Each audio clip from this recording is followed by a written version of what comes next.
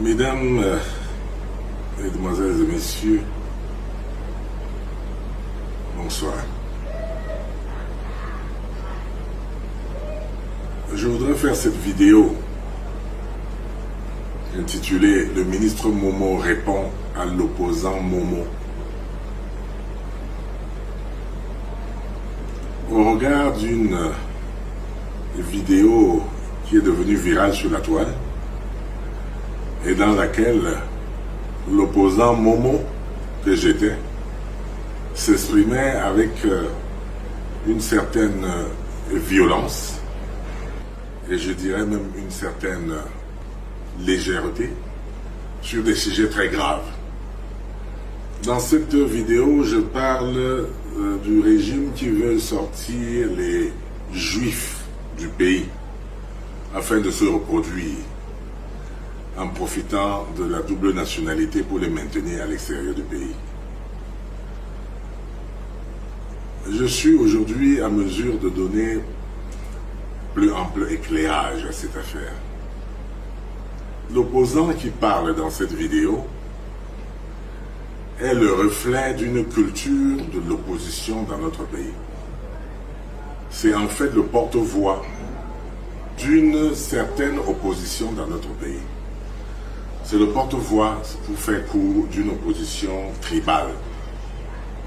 Parce que les expressions qui sont dans cette vidéo sont un assemblage d'une politique tribale qui est inhérente, je le crains, à une certaine partie de notre peuple aujourd'hui et à une partie de nos leaders aujourd'hui, les leaders qui parlent de cela. Dans cette vidéo où on en parle des juifs qui vont sortir, évidemment la réponse est très claire. Les Bamilékés, puisqu'il s'agit d'eux, puisqu'il s'agit de ma tribu Bamiléké, ne sont pas des juifs. Mais là-bas, dans cette opposition-là, pour des besoins techniques, pour des besoins tactiques, plus que techniques, pour des besoins de conquête de l'électorat, pour des besoins, si vous voulez, d'incitation d'une certaine partie du peuple à la détestation du pouvoir, on utilise des figures de style, des figures telles que les Bamilékés seraient des juifs. Parce qu'ils sont dans les affaires, ils sont riches, ils seraient donc les juifs du Cameroun. Et on raconte même là-bas qu'ils sont la 13e tribu juive perdue dans le désert. Mais tout cela, nous savons que cela n'est pas exact, n'est-ce pas? La circulation virale de cette vidéo est la preuve que ce message tribal plaît aux artisans et aux entrepreneurs de la politique tribale pour arriver au pouvoir. Et le retour, comme ça me revient, c'est que beaucoup de gens aiment ce discours-là. Mais c'est un discours mensonger. D'abord parce que nous ne sommes pas des juifs. Ensuite, ce discours tend à dire que les Bamilékés sont marginalisés. Les Bamilékés ne sont pas marginalisés. Et nous en avons la preuve flagrante. Parce que lorsque nous avons commencé à distiller ce poison tribal dans la cité, en parlant de la marginalisation des Bamilékés, les statistiques nous démentent. Lorsqu'on regarde chez les enseignants, au moins 40% sont Bamilékés. Je parle des enseignants du primaire et des lycées et collèges. Et d'ailleurs, au primaire, même c'est plus grave, c'est plus de 45%. Lorsqu'on parle des infirmiers et des médecins, les Bamilékés prennent une certaine importance. Ils ont un gros lot. Et comment peut-on, alors que même jusque dans l'armée, ils ont une certaine majorité, prétendre que nous sommes marginalisés, que les Bamilékés sont marginalisés? C'est une ruse politique qui ne tient plus et qui ne tient pas, et qui date de longtemps, et qui est dépassée, ça date de 1960, cette culture de la marginalisation. Les Bamilékés habitent à l'ouest du pays. À l'ouest, ils occupent une petite portion de terre, 13 000 km², sur lesquels le Noun seul prend 7 000 km². Et donc l'ouest Bamiléké ne reste qu'avec 6 000 km².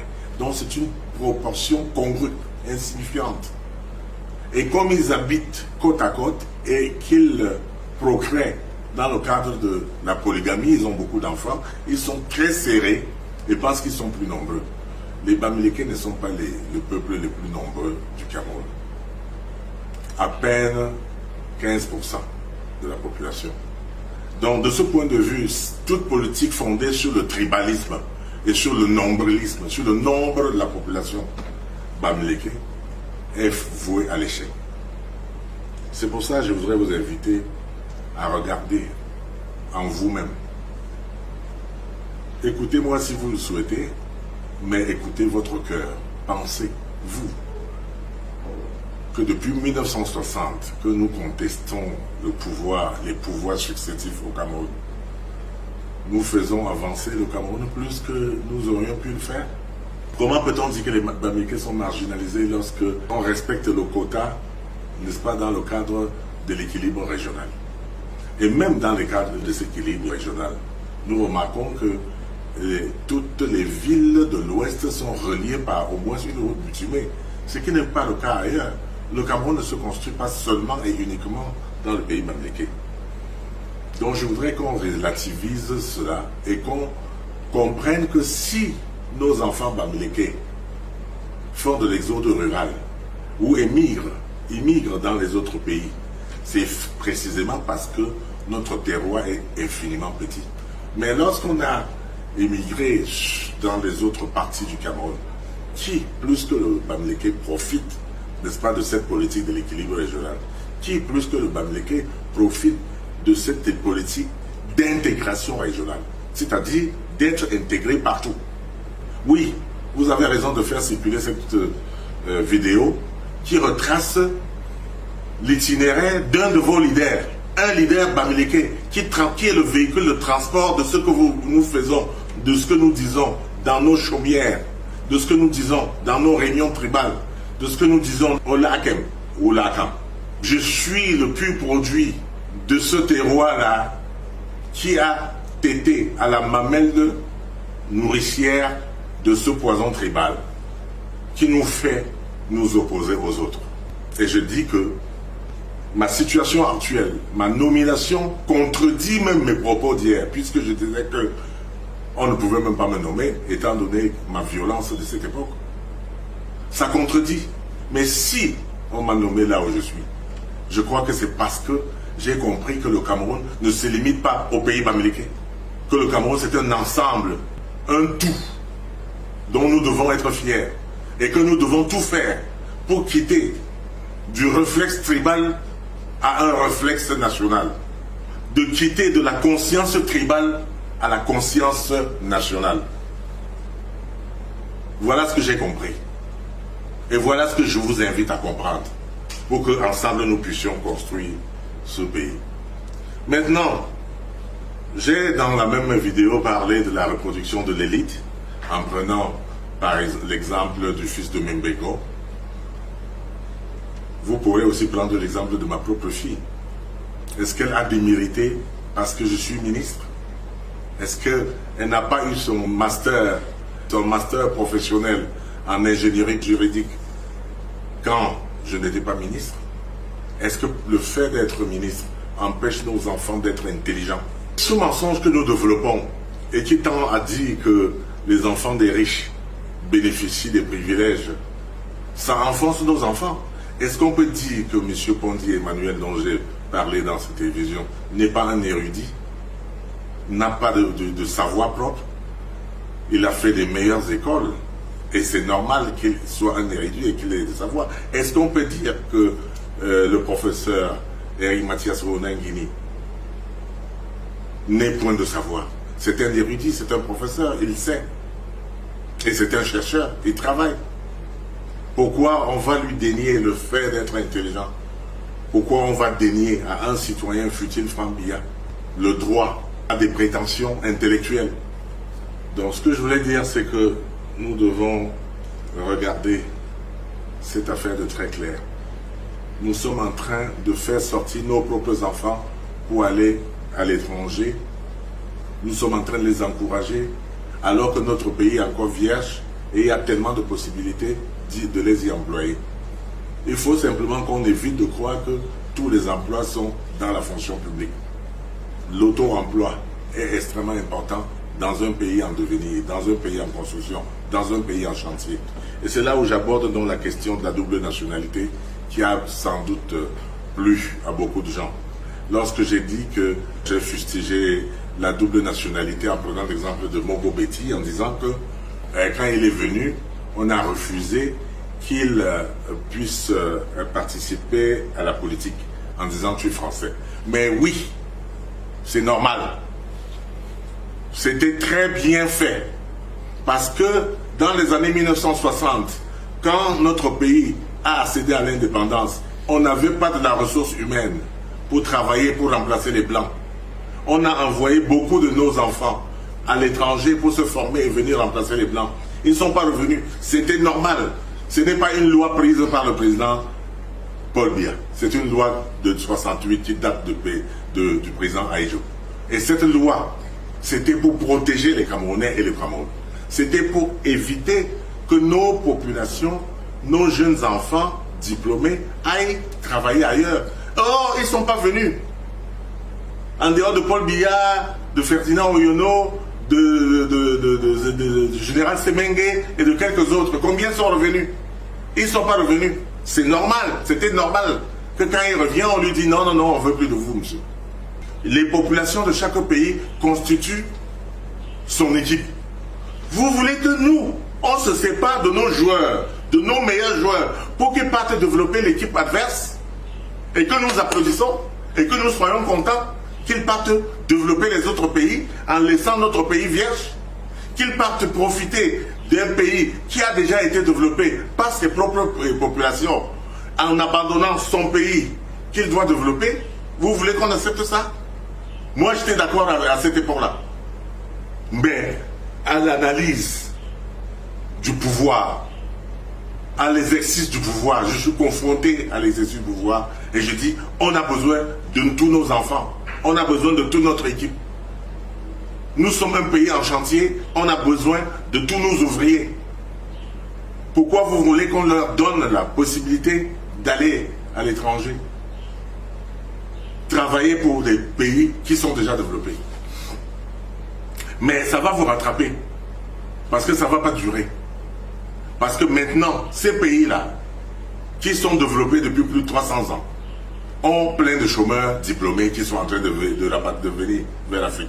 Pendant que vous partez vers l'Europe, vers le Canada, vers les États-Unis, eux, ils sont en train de revenir ici. J'ai suivi un documentaire pour les Français, beaucoup de Français qui cherchent à émigrer. J'ai suivi un autre documentaire, les Espagnols, qui rentrent déjà au Maroc, en Afrique. Les Portugais, les Hollandais, beaucoup sont en train de venir ici. Les Chinois sont ici. Et pendant ce temps, vous voulez abandonner vos pays pour partir? Oui. J'étais un des leaders de cette opposition, un des idéologues de cette politique tribale, puisque vous verrez que dans mes papiers de campagne, je disais déjà les mots que les autres ont repris, c'est-à-dire que c'est notre tour maintenant, c'est nous qui avons inventé ça, c'est nous, effectivement, l'un des idéologues de cette politique tribale. Et vous verrez que d'aucuns ont repris nos propos en disant qu'ils vont passer le concours pour nous. C'est la même chose, ils ne sont pas loin de cette politique tribale. Mais est-ce que nous pouvons raisonnablement penser en termes tribal aujourd'hui au XXIe siècle, dans un Cameroun en pleine mutation, en pleine construction, en plein regroupement, dans le Conseil des Nations, derrière un chef d'État, Paul Biya, qui est comme le bouclier qui nous a préservés. Bon, certains de nos propos disaient le contraire, qu'il ne fait rien, que c'est un président qui ne fait rien. Mais tout le monde a vu, au niveau de la CHAN et avec les préparatifs de la CAN, tout le monde a vu le travail qu'il est en train de faire, les réseaux routiers, les fondations solides qu'il est en train d'implanter pour notre industrie. Tout le monde est en train de voir qu'une fois qu'il a réussi à arracher son indépendance des mains des colonisateurs, il est en train de travailler. Parce que, arrivé au pouvoir, il avait les mains entravées. Et tout le monde voit que depuis 2010 qu'il a été libéré, et je vous ai déjà expliqué ça, il est en train de faire des merveilles. Des merveilles. Et les gens qui ne le reconnaîtront pas seront des gens de mauvaise foi. Certes, je vous comprends quand vous êtes à l'étranger et que vous pensez que vous êtes plus bien que chez nous. Combien d'entre vous ont-ils déjà économisé pour construire une case chez eux? Au village, au Cameroun. Combien êtes-vous? Regardons-nous droit dans les yeux.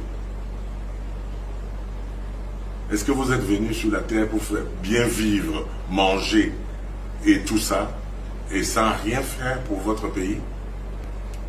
Ce pays a fait pour chacun d'entre nous. Depuis que nous étions dans le ventre, fœtus, notre maman a suivi des consultations prénatales dans l'hôpital public, sponsorisé par l'État, payé par l'État, avec des médecins payés par l'État. C'est la contribution de l'État jusqu'à notre naissance. À notre naissance, nous avons été formés dans les écoles primaires gratuites, lycées gratuits, universités gratuites. Ailleurs, ça ne se passe pas comme ça. Ailleurs, dès la classe de terminale, vous payez l'université. Ailleurs, vous payez l'université. Au Cameroun, l'université coûte 750 000 francs. Mais l'État subventionne et prend 700 000 francs sur lui. Et nous ne payons que 50 000 francs. Et en plus, nous bénéficions d'une prime de 50 000 francs si nous avons 12 de moyenne. Je pense qu'il faut remercier ce que l'État fait, au lieu de critiquer tout le temps notre pays. Et je sors par la critique pour dire, aucune critique contre son pays ne fait de vous des héros. Quand vous critiquez votre pays, vous lui faites du mal. Mais vous êtes des ingrats. Pour la simple raison que vous permettez aux agences internationales de notation de mal noter notre pays, de dire que notre pays n'est pas crédible et donc n'est pas éligible aux crédits internationaux. Et donc quand notre pays pourra éventuellement songer à emprunter de l'argent pour construire les infrastructures sanitaires, routières, etc., on va lui dire qu'il n'est pas crédible.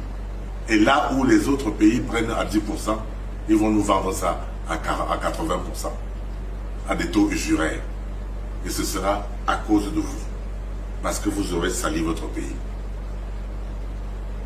Arrêtez de ternir l'image de notre pays, comme je l'ai fait hier. Vous venez de me dire, montrer que ma tâche est rude, parce que je dois réparer les fautes que j'ai commises. Je dois rétablir la vérité là où j'ai dit des mensonges, des inexactitudes, là où je vous ai trompé hier dans l'opposition radicale. Je dois essayer de vous éclairer. Et c'est mon devoir. C'est ma pénitence. C'est ma punition aussi. De faire en sorte que je ne sois pas celui qui vous a induit en erreur. De me racheter en vous ramenant sur le droit chemin. Je vous remercie.